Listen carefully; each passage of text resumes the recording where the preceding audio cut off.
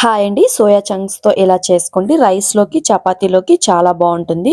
First అయితే hot వాటర్‌ని తీసుకొని దానిలోనే సోయా చంక్స్‌ని వేసుకొని ఒక 15 మినిట్స్ పాటు అలా వదిలేయండి. దానిలోనే కొంచెం సాల్ట్ కూడా వేసుకొని సోయా చంక్స్‌లో వాటర్‌ని అయితే స్ట్రెయిన్ చేసేసుకోండి. తరువాత ఆయిల్ వేసుకొని 2 లవంగాలు, ఒక బిర్యానీ ఆకు, దాల్చిన చెక్క, అలాగే జీరా, పచ్చిమిర్చి, ఆనియన్స్, కరివేపాకు వేసుకొని ఫ్రై చేసుకోండి. సోయా చంక్స్ లో వాటర్ ని కూడా స్ట్రెయిన్ చేసుకోండి. తరువాత కొంచెం ఆనియన్స్ వేగిన తర్వాత అల్లం వెల్లుల్లి పేస్ట్ వేసుకుని ఒకసారి అయితే కలుపుకోండి. అలాగే టమాటో ప్యూరీ వేసుకుని మళ్ళీ ఒకసారి కలుపుకోండి. టమాటోని పచ్చివాసన పోయేంత వరకు ఫ్రై చేసుకోండి. తర్వాత దానిలోకి 2 స్పూన్ల కారం అయితే యాడ్ చేసుకోండి. కారం వేసుకున్నాక ఒకసారి కలుపుకొని సోయా చంక్స్ ను వేసుకుని మళ్ళీ ఒకసారి అయితే కలుపుకోండి.